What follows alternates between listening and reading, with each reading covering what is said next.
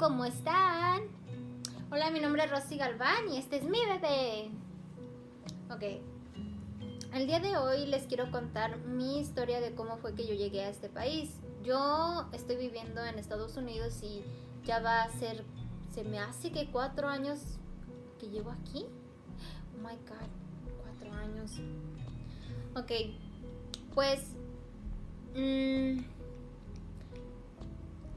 quiero contarles que yo cuando estaba en México era de esas personas que tenía, por así decirlo, otras expectativas de este país. Yo era de esas personas que pensaba que llegabas aquí y se te resolvía la vida. A veces, como luego dicen, que aquí nada más llegan a barrer los dólares. En realidad no es así.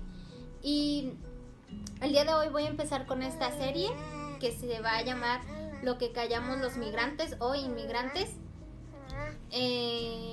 Porque quiero que más personas conozcan realmente cómo es la vida de aquí, de las personas que vamos empezando a vivir en este país, porque yo sé que va a haber muchos migrantes que ya llevan muchos años aquí, que ya están bien acomodados, que su vida es completamente diferente, pero también sé que otras personas, al igual que yo, que mi familia y que muchas familias que yo conozco, y no que conozco, pero sé que viven una vida más o menos parecida a la mía, así que no es invento. Y también quiero que lo vean ustedes con sus propios ojos. Esto no va a ser ningún invento ni nada. Quiero mostrarles con mi día a día, mostrarles diferencias entre México y aquí y realmente cómo es la vida aquí. Entonces, para poder hacer esto voy a empezar primero con mi historia de cómo fue que yo llegué a este país. Y bueno, yo soy residente permanente en Estados Unidos y yo la pude obtener gracias a mi papá, pero a él también se le complicó mucho. Él también solamente es residente y él metió la solicitud, creo que fue en un año donde hubo muchas aprobaciones. Si alguien lo sabe, déjelo por aquí. Yo sé que muchas personas saben cuando fue como un convenio, creo, no estoy muy relacionado con el tema. El punto que arreglaron muchas personas en ese año. A mi papá fue uno de los afortunados y él luego, cuando a él le entregaron sus papeles, él luego metió la solicitud de toda mi familia, pues su esposa y sus hijos. Yo soy una de ellas, ¿verdad? Somos 6, conmigo somos 6 hermanos. Y él metió esta solicitud en 2005, me parece. Él metió la solicitud y duramos 10 años para que nos aprobaran. En esos 10 años mi papá se había asesorado con una persona, no es un abogado, no se dedica exactamente a eso, pero tiene conocimiento. Mi papá pues no sabía manejar lo que es pues una computadora, menos en esos años, y esta persona tenía acceso. Creo que muchas personas hacen eso, que las solicitudes y todo eso se puede llenar mediante la computadora y pues sabiendo inglés, obviamente, porque mandan las formas en inglés. Entonces mi papá recibía formas aquí y mi mamá también en México. Entonces resulta que en 2012 recibimos la notificación de que habíamos sido aprobados, pero estábamos en espera de que hubiera una visa para nosotros, porque ya nos habían aprobado que sí no los iban a otorgar, pero teníamos que estar en una lista de espera. Entonces todavía no era 100%. Eso fue en el 2012. Niño, cálmese.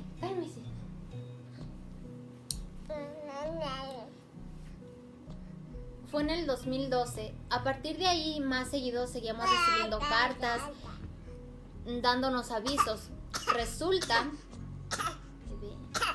Resulta que en una ocasión recibimos una carta donde teníamos que llenar unos datos y deberíamos de regresarla. No sé si mandarla al consulado, no estoy segura, pero teníamos que llenar nuestros datos, porque ahí decía que llenáramos nuestros datos para ellos saber si todavía estábamos interesados. Resulta que la persona con la que se asesoraba mi papá le dijo que no, que eso no era nada, que eso no se tenía que llenar.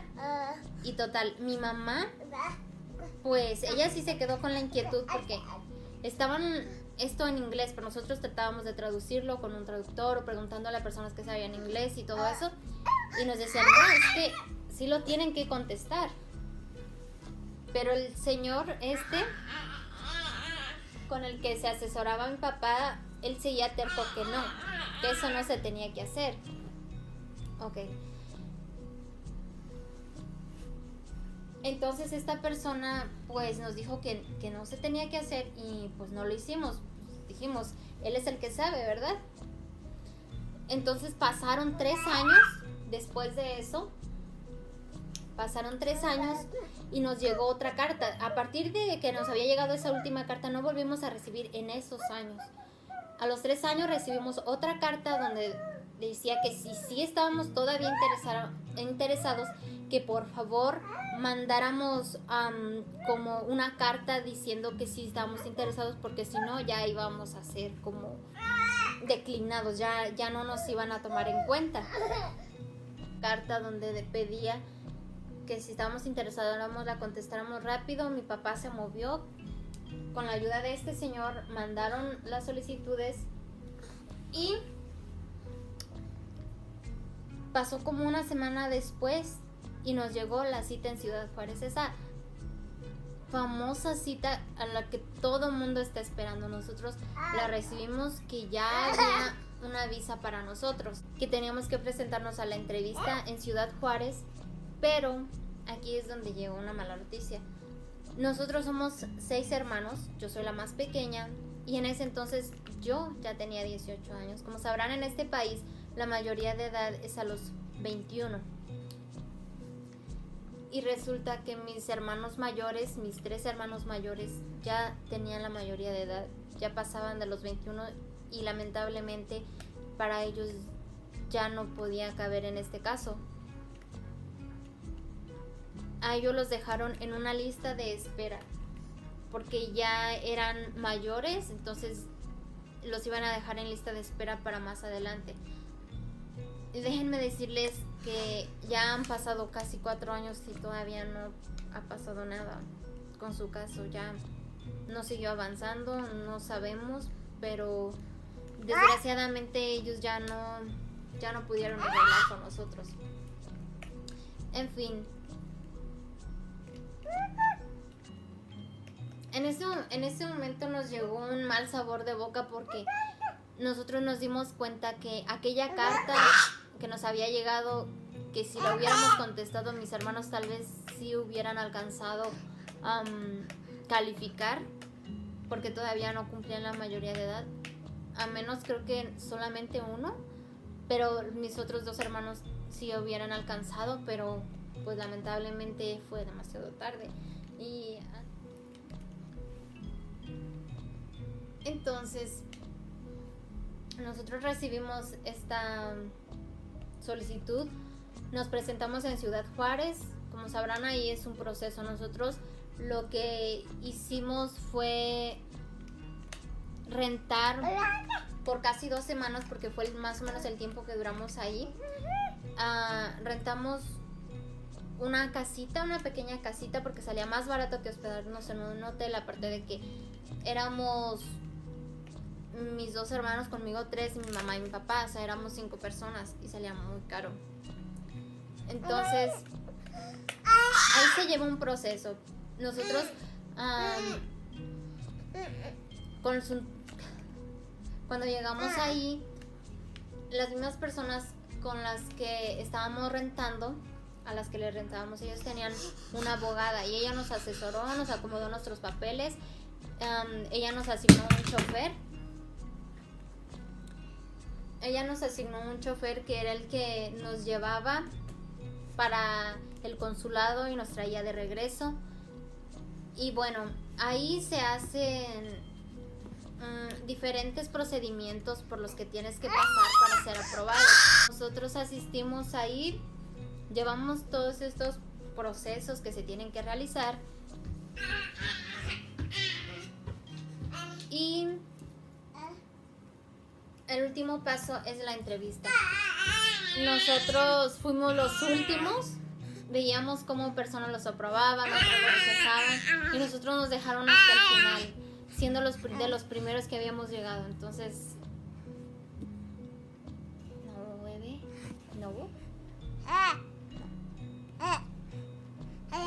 Estábamos muy nerviosos y pensábamos que ya no nos iban a tomar en cuenta porque ya era muy tarde, se había ido todas las personas y no sabíamos con qué persona nos iba a tocar, porque como luego dicen que a veces implica mucho en la persona que te haga la entrevista. Nosotros estábamos súper nerviosos.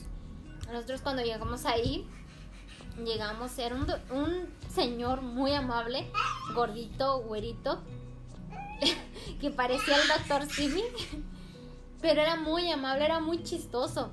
Bueno, nosotros no sabíamos cómo tomar eso porque él nos vacilaba y decimos, tenemos que estar serios, nos reímos, ¿qué hacemos? Y las preguntas son bien sencillas. Ya no las recuerdo, pero son como cosas familiares, nos hacen jurar, tenemos que levantar la mano de que sí estamos diciendo la verdad. Pero fue muy agradable esa entrevista, yo creo que por la persona que nos la realizó. Pero el punto que en ese preciso momento, ya cuando se acaba la entrevista, luego te dicen si eres aprobado o no. Después ya nosotros sí fuimos aprobados, después ya nos mandan a un lugar a recoger pues nuestro pasaporte, ya con la visa. Y nosotros fuimos aprobados el 14 de abril del 2015. Ese día fue cuando nos dieron la noticia de que sí fuimos aprobados. Y luego al día siguiente, me parece, ya viajamos hacia Estados Unidos. Pues estábamos en El Paso, entonces nos venimos en camión, porque déjenme decirles que todo ese proceso es súper caro. Ahora que me pongo a pensar, no sé cómo le hizo mi papá. Él ya tenía mucho tiempo, pues yo creo que los 10 años ahorrando. Aparte porque éramos muchos, él ahorró mucho porque es un proceso muy caro, muy caro. Piden muchos requisitos y tan solo la estancia ahí fue de 2 semanas y no es nada barato. Para todo pedían muchas cosas y casi en todo ya es en dólares. Entonces mi papá ya no tenía mucho dinero, entonces nos venimos en el camión desde allá, llegamos a Long Beach. Bueno, nosotros vivimos en California, o sea, Long Beach pertenece a California y viven unos familiares. Nos estuvimos como 2 días, luego llegamos acá y nos instalamos con mi hermano porque ¿qué quiere? Y bueno, esa fue la forma en que nosotros llegamos a este país, o sea que no llegamos indocumentados, gracias a Dios. Pero no, eso solamente, para mí solamente generó un cambio, se podría decir. Bueno, sí tiene muchos cambios, es diferente a una persona que es inmigrante, sobre todo por lo difícil que es llegar a este país, más como está ahorita la situación en las fronteras. Pero cuando llegas a este país te enfrentas a un sinfín de cosas, porque por ejemplo, nosotros cuando llegamos no teníamos dónde vivir. O sea, mi papá tenía años viviendo aquí, pero él, como muchas de las personas que están aquí, viven con muchas personas. Rentan una casa muchas personas, pueden ser indocumentadas o con documentos, lo que sea, pero es muy costoso vivir aquí. Y eso se los platicaré en otro video. Les pondré en una balanza entre lo que se gana y lo que se gasta y podrán ver que es muy difícil la vida aquí. Muchos vienen con la ilusión de que aquí llegas y vas a tener mucho dinero, porque a lo mejor a comparación de México, o como está el peso, el valor del peso mexicano, pues si te dicen lo que ganan aquí, wow, se te hace muchísimo. Pero también estás en este país, estás viviendo aquí, estás invirtiendo, entonces lo mismo que ganas, lo mismo que gastas. O sea que básicamente te da lo mismo que vivas aquí o en México, porque no puedes ahorrar como tú pensabas, no vas a tener los lujos luego como tú creías. Entonces mi papá vivía con muchas personas que somos del mismo pueblo en México.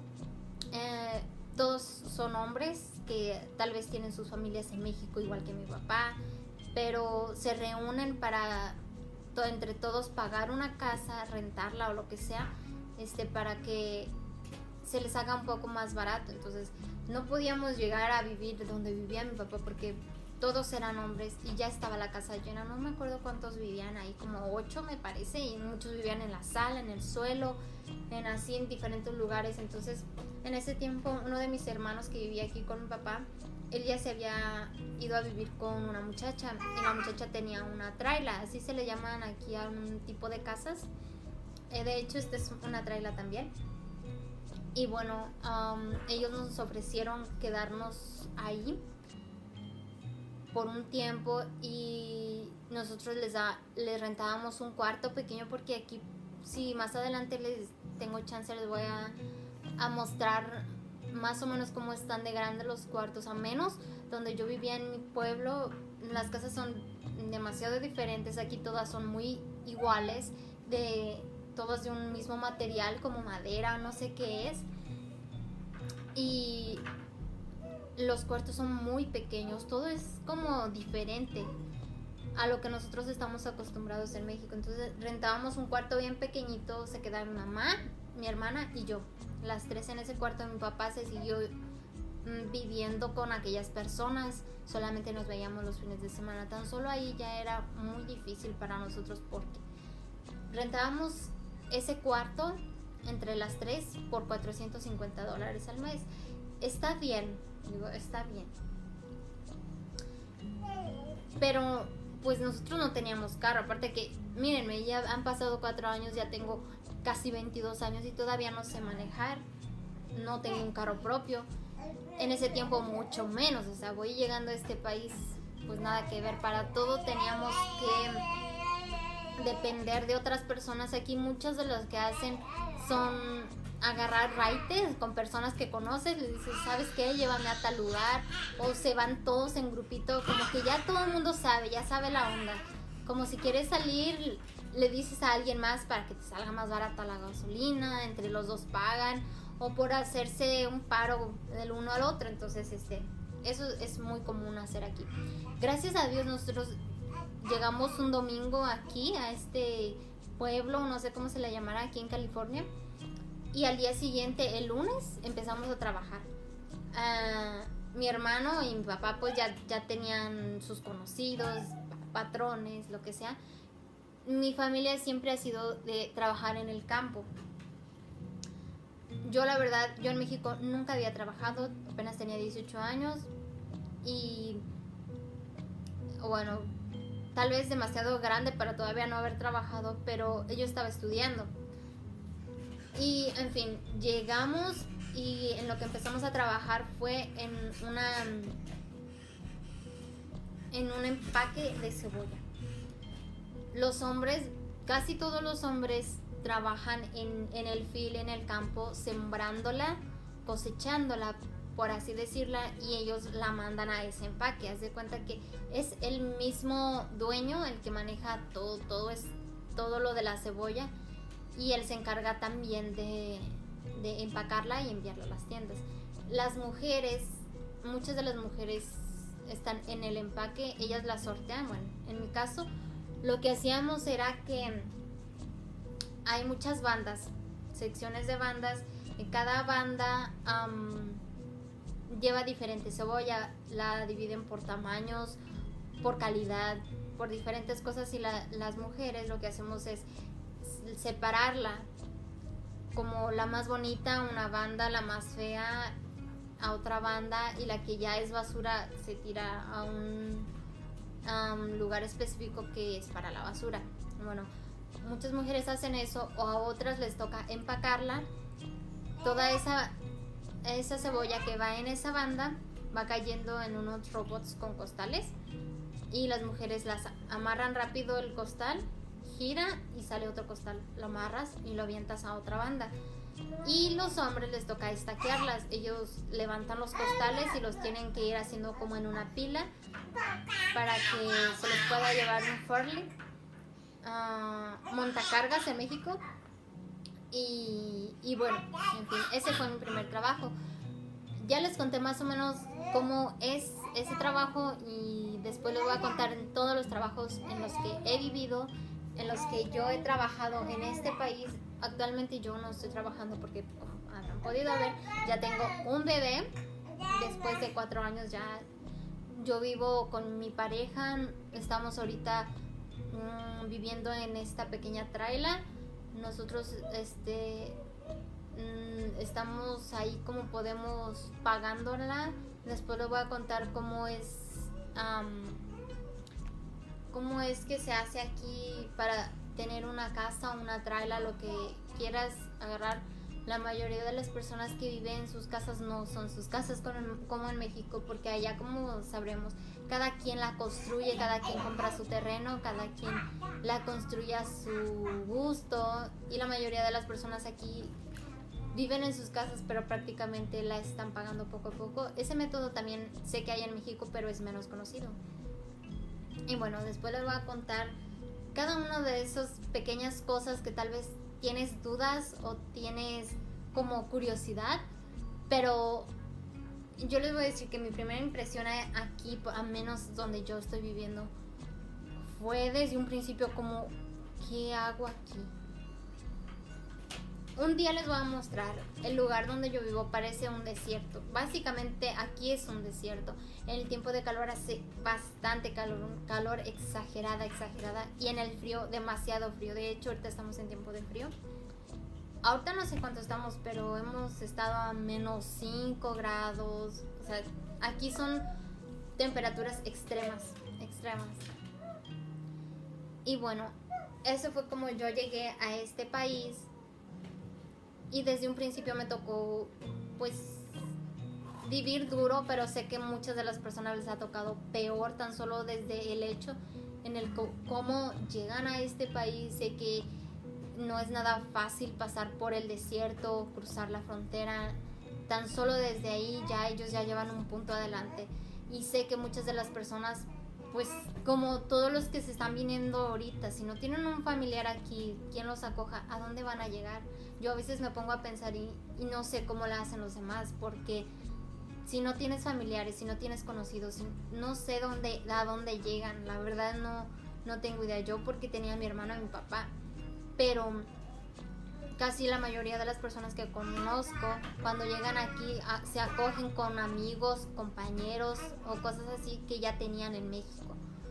Pero los que no tienen nadie aquí, yo no sé cómo la hacen, no me puedo imaginar cómo llegan aquí, cómo es, no sé, es muy, muy difícil ponerme en sus zapatos, porque a pesar de que haz de cuenta que yo llegué aquí con bandeja de charola de plata, porque gracias a Dios llegué con papeles, llegué con mi familia, ya teníamos un lugar donde vivir, no propio, pero al menos tenemos un techo. Y yo sé que muchas personas han pasado por cosas peores, mucho peores. Y bueno, poco a poco les iré mostrando lo que es vivir aquí, porque apenas yo llevo 4 años y sé que me faltan muchas cosas por conocer aquí, por saber de aquí, pero yo sé que muchas personas que tienen ganas de venir para acá no saben realmente cómo es. Yo tampoco lo sabía y ahorita me estoy dando topes porque yo me imaginaba algo muy completamente diferente. Grandes expectativas respecto a este país, y sí, realmente en años tal vez espero que yo también pueda tener mi casa propia, que esté un poco mejor acomodada, como muchas personas ya lo están ahorita, pero yo sé que también les llevó años y que también tal vez pasaron por muchas cosas, así que no seamos de esa idea que las personas que están aquí, ya nomás por el hecho de estar aquí ya son ricas, ya por el hecho de estar aquí ya viven bien, acomodados, ya tienen todo lo que quieren, tanto económicamente como de todo. No es así, aunque haré un video también de las ventajas y desventajas que yo he visto personalmente en el ámbito laboral entre personas que tienen papeles y personas que no, porque desde allí ya es un punto a favor o en contra, depende en qué posición estés tú. Pero bueno, creo que ya me extendí mucho, pero solamente quería que se den una idea un poquito de mi vida, de por qué estoy haciendo estos videos, porque a mí tal vez me hubiera gustado que me mostraran la realidad, de verlo, pues tal vez no en carne propia, pero en otras personas, pero realistas, porque estamos acostumbrados que siempre en los videos vemos a personas con lujos, que salen, que gastan, que tienen dinero, que todo ese tipo de cosas, y luego nos damos topes porque no es realmente así, o tal vez sí en muchos años, pero no queramos llegar aquí y luego ya pues tener ese tipo de cosas, a menos que tengas demasiada suerte. Pero mírenme, yo tengo 4 años y todavía no manejo el idioma. Puedo decir que lo entiendo o que a veces sí me puedo comunicar, pero no al 100%. Y yo sé que tal vez esto también es mi culpa, porque yo sé que también hay personas que luego en 6 meses ya lo están dominando, que ya se mueven por aquí por allá, que manejan, que hacen, que todo eso. Pero pues yo no sé si también eso tenga que ver en el lugar donde yo estoy viviendo, pero la mayoría de personas habla español, entonces a donde quiera que tú vas te van a hablar español. Y yo creo que es más fácil que aprendas inglés con personas que hablan en inglés, que todo el tiempo lo estás escuchando, que no tienes de otra, como que a fuerzas o hablas, o aprendes, pero tal vez porque yo no me he visto tanto en esa necesidad, tal vez por eso no lo he hecho y puedo sobrevivir bien. Pero en lo personal les recomiendo que traten de hablarlo. Si llegan a este país, si están viviendo en este país, busquen escuelas, no se queden, no se estanquen como yo, aprendan el idioma, traten lo más posible a todas horas. Y en fin, a todas las personas les deseo mucha suerte. Yo soy originaria de Guanajuato, México, y allá vivía en una comunidad, en un pueblito pequeño, así que todo lo que yo sepa de México es por lo que yo aprendí por mi experiencia propia. Si tú vives en una ciudad en México, sé que tal vez muchas cosas van a ser parecidas aquí, pero yo estoy hablando de mi experiencia propia y quiero que conozcan yo cómo he visto las diferencias entre este país y México. Ojalá les haya gustado este video, les haya servido, y esperen los demás videos próximamente que voy a hacer entre diferencias de aquí y México, pero también voy a hacer vlogs para que vean realmente que sí estoy hablando con cosas verdaderas, con lo que me pasa a mí día a día, y pues también que se involucren un poquito en mi vida para que no digan, ¿y esta loca qué? ¿Me viene a hablar qué? O que sepan un poquito más de mí, conózcanme un poco más.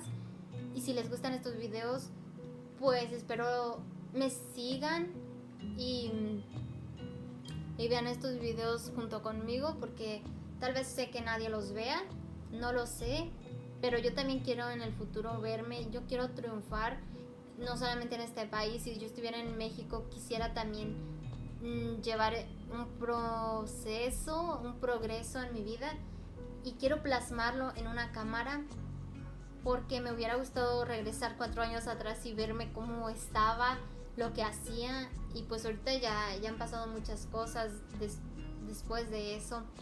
Entonces nunca está de más ver cómo vas avanzando en tu vida, tanto económicamente, moralmente, en tu familia, físicamente, en todos los ámbitos. Así que bueno, acompáñenme a ver